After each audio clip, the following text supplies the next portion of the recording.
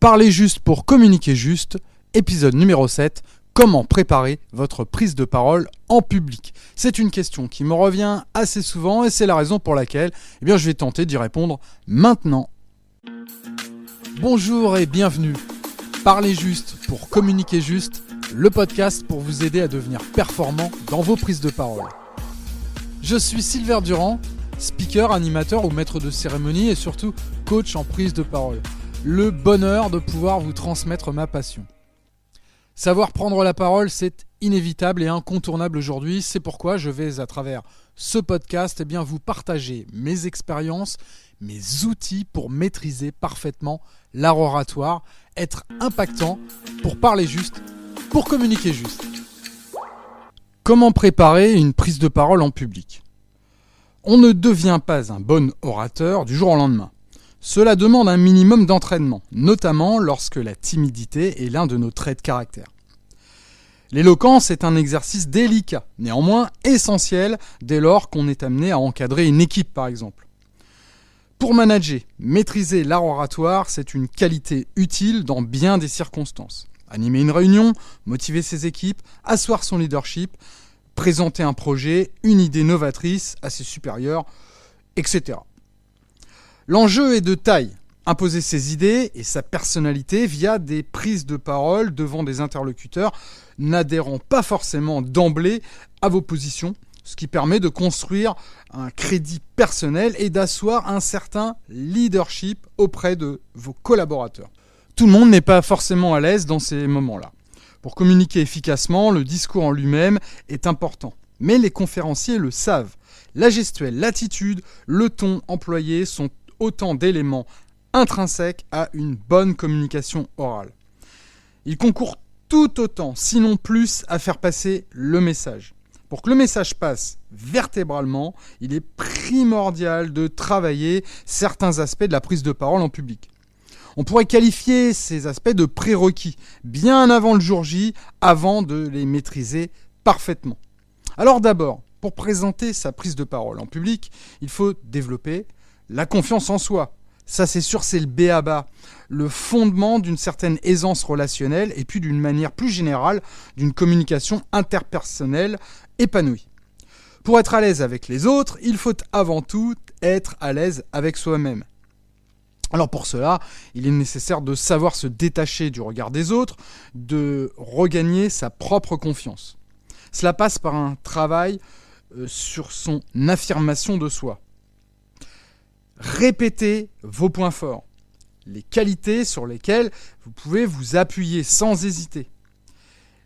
Deuxième point, listez les petites et les grandes réussites. Elles sont autant d'appuis qui aideront à regagner confiance en vous. Bien sûr, vous laissez le droit à l'erreur. C'est ainsi que l'on apprend. Ensuite, commencez par oser prendre la parole. Lorsqu'on se sent à l'aise avec ses interlocuteurs, c'est tout de suite mieux. Je vous conseille de procéder par petites touches. Le challenge se transformera en plaisir et induira de plus gros défis oratoires. Dans la préparation à la prise de parole en public, il faut impérativement également apprendre à mieux gérer son stress, votre stress. C'est un ennemi redouté, mais c'est aussi votre meilleur allié. Ainsi, le trac généré par une prise de parole en public, c'est l'expression d'une appréhension, d'une peur, sans doute de décevoir, ou de ne pas être à la hauteur. Cela dénote donc un certain respect des personnes à qui l'on doit s'adresser. Appréhender une présentation en public est ainsi plutôt bon signe. Cependant, il est essentiel d'apprivoiser vos peurs afin de conserver le bon stress, celui qui agit comme un moteur et non comme un frein. Le premier point, c'est d'identifier les causes de votre anxiété. Le second point, c'est de prendre un minimum de recul. Ensuite, organisez votre travail efficacement. Osez dire non. Apprendre également à déléguer. Par ailleurs, il existe quelques techniques qui, maîtrisées et pratiquées régulièrement, aident à faire rapidement retomber la pression, comme des exercices de respiration, de relaxation ou encore la visualisation. Pour la préparation, forcément, on ne peut pas passer à côté du langage non verbal. Votre gestuelle, vos attitudes, l'intonation, les regards sont aussi importants que les mots employés dans votre discours. Il est donc essentiel de travailler votre communication non verbale avant de vous jeter dans la fosse.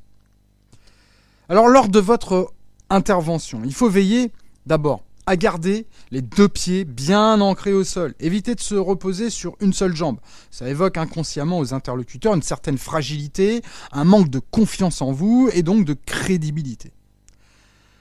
Gardez une posture libre et confiante. Ça veut dire, par exemple, en présence d'un pupitre, il faut éviter de s'accrocher.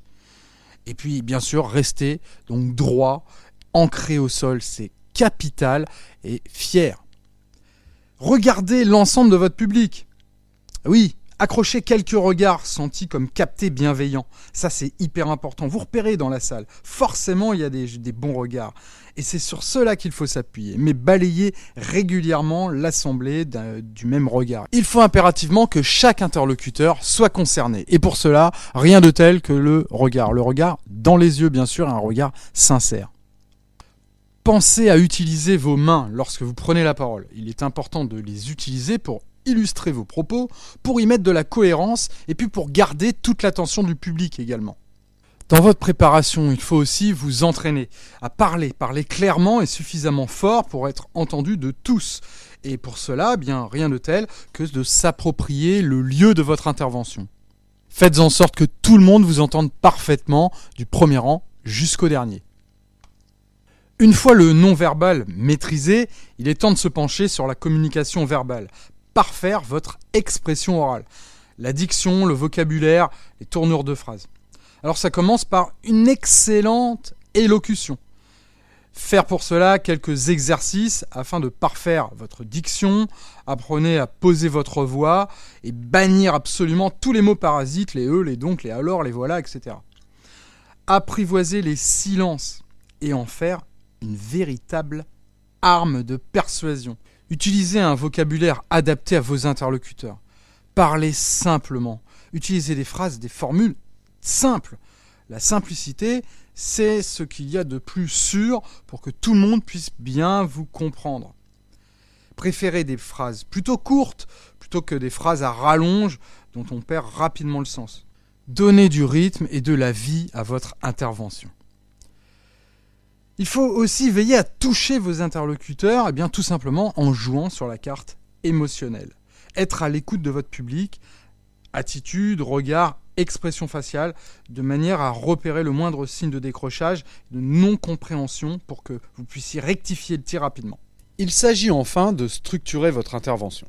Cela peut paraître évident, mais une allocution qui part dans tous les sens ou mal adaptée en termes de durée, de fond et de forme n'aura que peu de chances d'aboutir à une adhésion du public. Afin de structurer votre intervention, je vous invite à écouter les épisodes 4 et 5 du podcast consacrés justement à la structure du discours, avec notamment les points clés que je vous rappelle maintenant. Le premier, c'est de travailler votre introduction, la phrase d'accroche. Ensuite, démarrer avec votre audience là où elle se trouve, en identifiant bien votre cible. Posez votre problématique et puis racontez une histoire.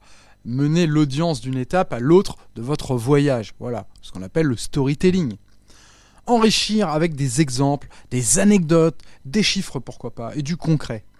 Utilisez l'humour, l'émotion, si vous le pouvez, pour renforcer votre discours. Répondez à la problématique délivrée par le message. Et puis, vous ouvrir sur une vraie conclusion. Voilà, terminer et soigner votre cut-off, donc une vraie conclusion mémorable. Voilà donc comment préparer votre prochaine prise de parole. J'espère que ça a pu vous aider et je vous dis à très vite pour un nouvel épisode de Parler juste pour communiquer juste. N'oubliez pas de vous abonner et puis d'en parler autour de vous et pourquoi pas de mettre les fameuses 5 étoiles. Allez, ciao!